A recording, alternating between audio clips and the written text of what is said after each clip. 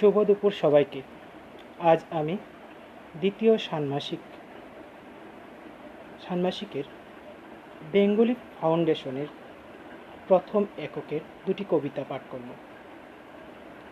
এই কবিতা বিষয়ে আলোচনা করব। প্রথম কবিতা হলো আমার ভারতবর্ষ। লেখক বীরেন্দ্র চট্টোপাধ্যায়। 20 শতকের একজন বাস্তববাদী কবি হলেন বীরেন্দ্র চট্টোপাধ্যায়।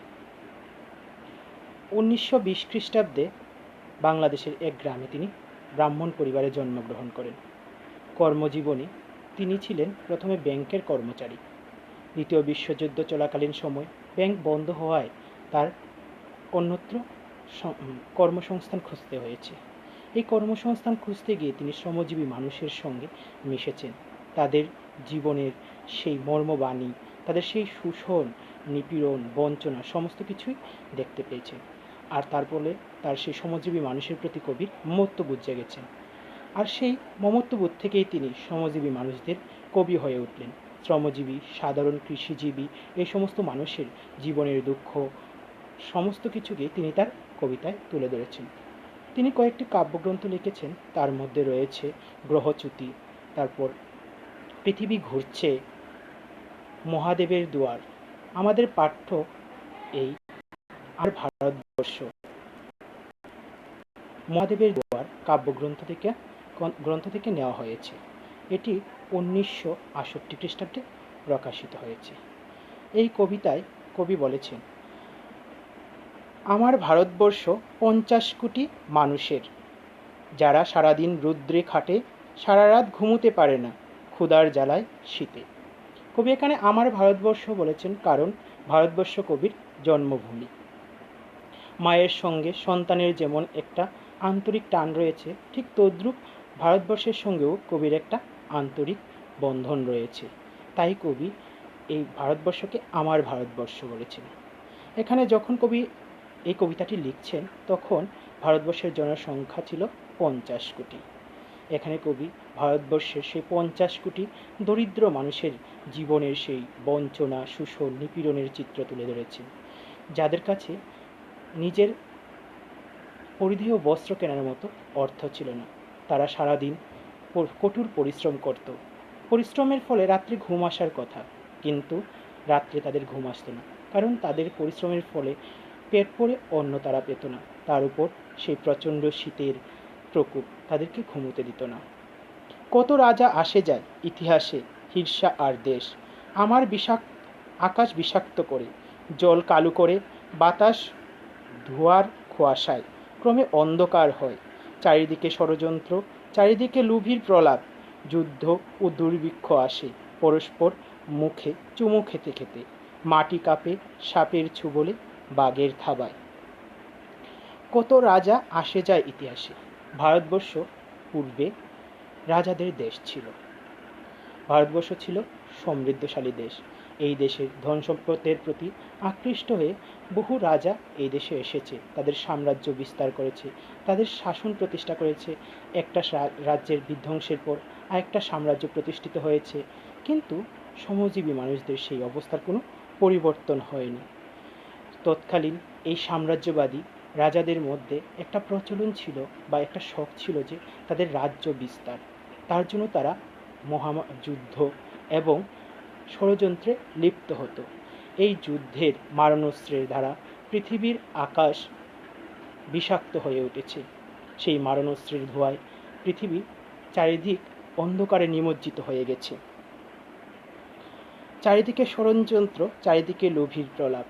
এই সমস্ত সাম্রাজ্যবাদী শক্তিরা নিজেদের সাম্রাজ্য বিস্তারের জন্য যুদ্ধের প্রতি আগ্রহী। তারা ক্রমে যুদ্ধ করার জন্য ষড়যন্ত্রে লিপ্ত হয়ে উঠেছে। যুদ্ধ ও দুর্ভিক্ষ আসে পরস্পর চুমু খেতে খেতে। এখানে যুদ্ধ ও দুর্ভিক্ষকে চুমু খাওয়ার কথা বলেছেন, কারণ যখন কোনো যুদ্ধ হয় তার সঙ্গে একটি দেশের অর্থনৈতিক ব্যবস্থাও ভেঙে পড়ে। তারপর ফলশ্রুতিতে দেখা দেয় মূলত দুর্ভিক্ষ। এখানে কবি যুদ্ধ বলতে সেই দ্বিতীয় বিশ্বযুদ্ধের কথা বলেছেন। সেই দ্বিতীয় বিশ্বযুদ্ধের ভয়াল কারাগ্রাস কবি নিজের চোখে প্রত্যক্ষ করেছেন। কবি নিজেও এর প্রত্যক্ষদর্শী ছিলেন। তৎকালীন সেই দ্বিতীয় বিশ্বযুদ্ধ ভারতের মধ্যেও তার করাল গ্রাসের থাবা ফেলেছিল। 1350 বঙ্গাব্দে বাংলাদেশের দুর্ভিক্ষ তার ফলশ্রুতি। মাটি কাঁপে সাপের ছোবলে আর বাঘের থাপায়। সেই যুদ্ধের ফলে এই ভারতবর্ষের মাটি কেঁপে উঠেছিল, বহু ধ্বংসলীলা হয়েছিল। আমার ভারতবর্ষ চেনে না তাদের, মানে না তাদের পরোয়ানা। আমাদের ভারতবর্ষের একটা বিচিত্র দেশ। এখানের সাধারণ মানুষরা কষ্ট সহিষ্ণু, তাই সেই সাম্রাজ্যের পরিবর্তন, এক রাজার পরে আরেক রাজার আগমন, সেই সমস্ত কিছুই তাদের জীবনে কোনো প্রভাব ফেলে না। তাদের কোনো পরোয়ানা ভারতবাসীকে কিছুতেই ঠেকাতে পারে না। তারা তাই সেই রাজাদেরকে চেনে না, তাদের কোনো পরোয়ানাকেও তারা গ্রাহ্য করে না। তার সন্তানেরা ক্ষুধার জ্বালায় শীতে চারিদিকে প্রচণ্ড মারের মধ্যে আজও ঈশ্বরের শিশু পরস্পরের সহোদর। ভারতবর্ষ এক বিশাল বৈচিত্র্যময় দেশ। এখানে জাতি, ধর্ম, বর্ণ, গরিব, ধনী নির্বিশেষে সকলেই একত্রে সহোদরের মতো বসবাস করে। ফলে এই সাম্রাজ্যবাদী শক্তির যে ধ্বংস, এই সমস্ত কিছুই তাদের জীবনে কোনো প্রভাব ফেলতে পারেনি। তারা তাদের কঠোর পরিশ্রমে ব্যস্ত। কঠোর পরিশ্রমে কৃষক তার জমি চাষ করে, তারপর সে ক্ষুধার জ্বালায় ঘুমোতে পারে না। পাশাপাশি শীতের প্রকোপও তাকে তাড়না দেয়। তথাপি এই হতভাগ্য ভারতবাসীরা ঈশ্বরকে তার পিতা বলে সম্বোধন করেছে। এখানে কবি আজও ঈশ্বরের শিশু পরস্পর সহোদর বলতে এইভাবেই যে ভারতবর্ষের বুকে সাধারণ মানুষ একে অপরের সহোদরভাবে একের সঙ্গে মিশে সমবেতভাবে এগিয়ে চলছে, এটাই বুঝিয়েছেন। পাশাপাশি শত শত সাম্রাজ্যের পরিবর্তন ঘটেছে, কত রাজার আগমন ঘটেছে, তারা ইতিহাসেও স্থান পেয়েছে, কিন্তু এই শ্রমজীবী সাধারণ মানুষদের জীবনের কোনো পরিবর্তন সাধিত হয়নি।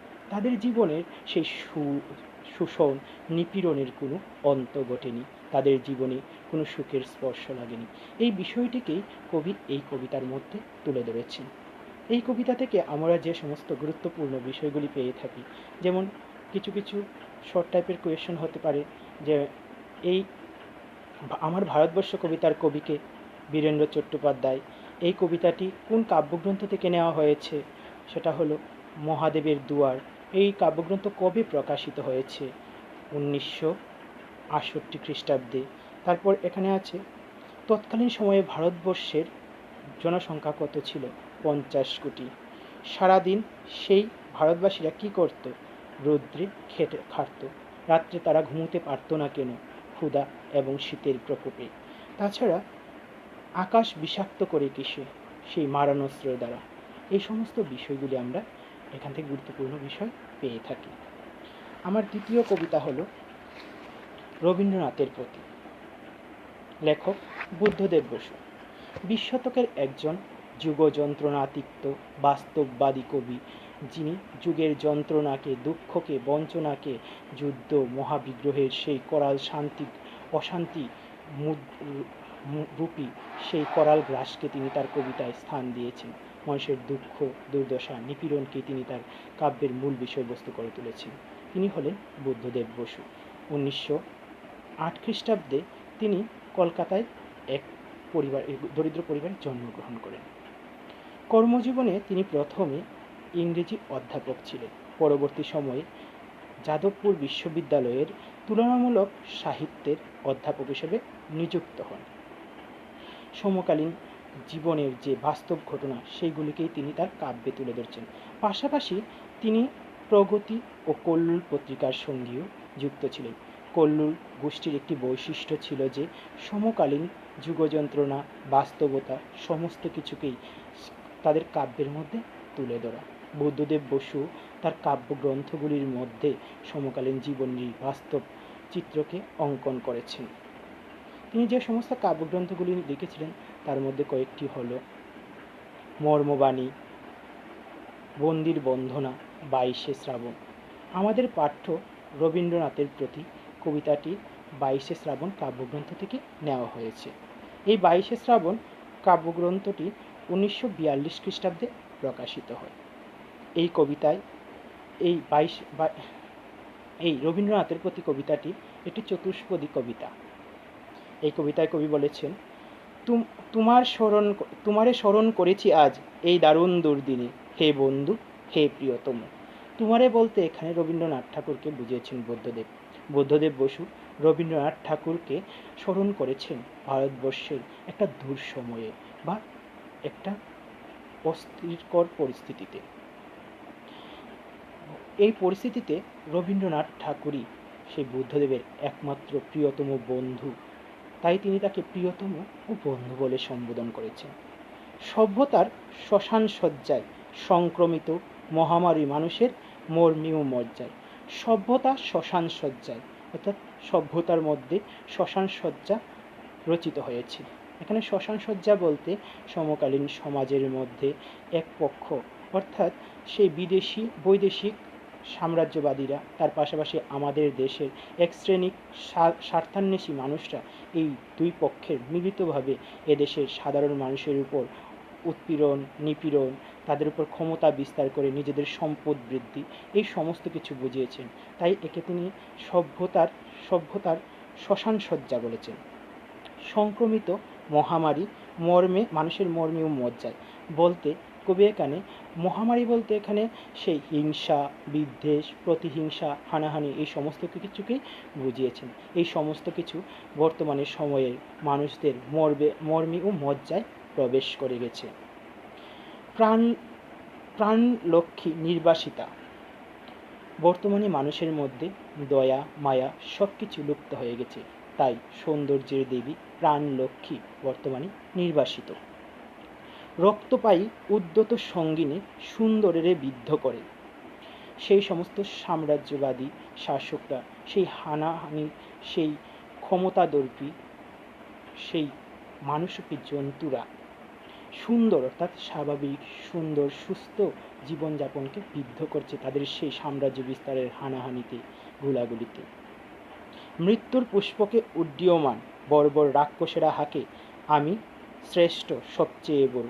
মৃত্যুর পুষ্পকে উড্ডীন বলতে এখানে, মৃত্যুর পুষ্পক বলতে এখানে সেই দ্বিতীয় বিশ্বযুদ্ধের আকাশবাহী সেই যুদ্ধ বিমানকে বুঝিয়েছেন।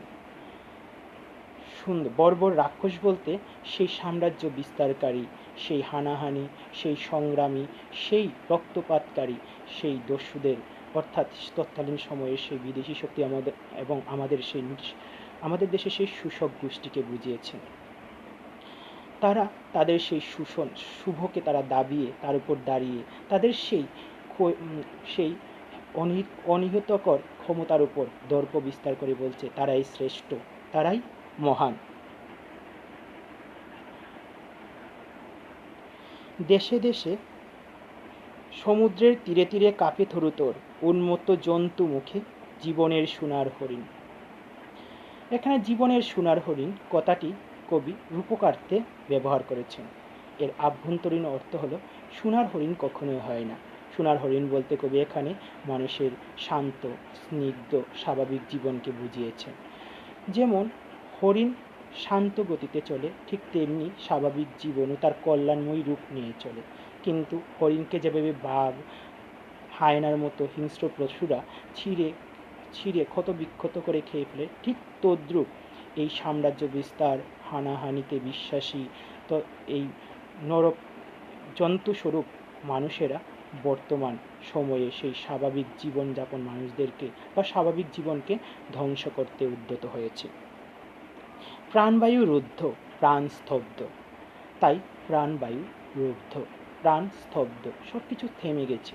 বিচারের বাণী তখন নিবৃত্তে কাঁদছে, কারোর মুখে বাক নেই। ভারতের স্নিগ্ধ উপকূলে লুব্ধতার লালসা ঝরে। ভারত অহিংসা এবং সত্যের পূজারী, স্নিগ্ধতার পূজারী। ভারতের নদী, মাঠ, ঘাট, সমুদ্র উপকূল, সব প্রাকৃতিক পরিবেশ সর্বত্রই সেই স্নিগ্ধতা বিরাজ করে। তার পাশাপাশি ভারত ধন সম্পদেও সমৃদ্ধ, তাই সেই বিদেশি সাম্রাজ্য বিস্তারকারীরা ধনের লিপ্সায় ভারতের প্রতি তাদের লালসাপূর্ণ দৃষ্টি নিক্ষিপ্ত করে রেখেছে। এত দুঃখ, এ দুর্সহ ঘৃণা, এই নরকে সহিতে কি পারিতাম? হে বন্ধু, যদি না লিপ্ত হতু রক্তে মোর, বিদ্ধ হতু গুরু মর্মমূলে তোমার অক্ষয় মন্ত্র। কবি চারিদিকে এই হানাহানি, রক্তারক্তি, মানুষের মধ্যে এই সংঘর্ষ, সাম্রাজ্য বিস্তারের লিপ্সায় মানবিকতা বোধকে হত্যা করা, এই সমস্ত কিছু দেখে খুবই মর্মাহত হয়েছে। তার মনের মধ্যে খেদ জন্মেছে, যা তিনি ঘৃণার স্বরূপ বলে প্রকাশ করেছেন। কবি বলছেন যে তিনি এই ঘৃণার মধ্যে প্রাণ ধরে রাখতে পারতেন না, যদি না রবীন্দ্রনাথ ঠাকুরের সেই অক্ষয় মন্ত্র তিনি অন্তরে গ্রহণ করতেন। এখানে রবীন্দ্রনাথ ঠাকুরের অক্ষয় বাণী বা মন্ত্র বলতে তার জীবন উপলব্ধিকর সেই কাব্যগ্রন্থগুলির কথা বলা হয়েছে, যেগুলির মধ্যে মানুষকে বাঁচার আশ্বাস দেওয়া হয়, সমস্ত অশুভকে ধ্বংস করে শুভ শক্তির প্রতিষ্ঠার ইঙ্গিত দেওয়া হয়। এই জন্যই তিনি এই কবিতাগুলো, এই কাব্যগ্রন্থগুলি পাঠ করেছেন এবং সেইগুলির বাণীকে তিনি হৃদয়ে ধারণ করেছেন। অন্তরে লবেছি তব বাণী, তাই তো মানি না ভয়, জীবনের জয় হবে জানি। কবি বুদ্ধদেব বসু রবীন্দ্রনাথ ঠাকুরের সেই জীবন সংগ্রামে জয়ী হবার, সেই জীবন উপলব্ধিকর গীতিকাব্যগ্রন্থগুলির বাণীগুলিকে নিজের অন্তরে গ্রহণ করেছেন। তার পাশাপাশি বলেছেন জীবনের জয় হবে জানি। এখানে জীবনের জয় হবে বলতে বোঝানো হয়েছে যে মানব সভ্যতা সৃষ্টি থেকেই বিভিন্ন আঘাত প্রত্যাঘাতের মধ্যে এগিয়ে চলেছে। বর্তমানে এবং ভবিষ্যতে এমন অনেক আঘাতের সম্মুখীন হতে হবে। একদিকে প্রাকৃতিক বিপর্যয়, অপরদিকে মানুষের হানাহানি, এই খুনোখুনি, রক্তপাত, সাম্রাজ্য বিস্তারের লালসা, সমস্ত কিছু বর্তমান মনুষ্য সমাজকে ধ্বংস করতে উদ্যত হয়েছে। কিন্তু কবি বুদ্ধদেব বসু এটা বিশ্বাস করেন যে যেহেতু এই জীবন ঈশ্বরের দান, এই জীবনের অবশেষে জয় হবে। এই জয় বলতে কবি শুধুমাত্র জীবনের জয় বলতে এই যে অশুভ শক্তির পরাজয়, শুভ শক্তির প্রতিষ্ঠা, এই সব কিছুকেই বুঝিয়েছে। এটা থেকে আমরা যে সমস্ত গুরুত্বপূর্ণ বিষয় পেতে পারি যা তোমাদের এমসিকিউ তৈরিতে সাহায্য করবে, সেগুলি হলো যেমন রবীন্দ্রনাথের প্রতি কবিতাটির লেখককে বুদ্ধদেব বসু, এই কবিতাটি কোন কাব্যগ্রন্থ থেকে প্রকাশিত হয়েছে, কোন কাব্যগ্রন্থ থেকে নেওয়া হয়েছে, সেটা হলো 22শে শ্রাবণ। 22শে শ্রাবণ কাব্যগ্রন্থটি কবে প্রকাশিত হয়? 1942 খ্রিস্টাব্দে। বুদ্ধদেব বসুর অপর দুটি কাব্যগ্রন্থের নাম বলো বন্দির বন্ধনা, মর্মবাণী। তাছাড়া এখানে আছে এই দারুণ ভারতবর্ষের এই দারুণ দুর্দিনে রবীন্দ্রনাথ ঠাকুর কাকে বুদ্ধদেব বসু কাকে স্মরণ করছেন? রবীন্দ্রনাথ ঠাকুরকে।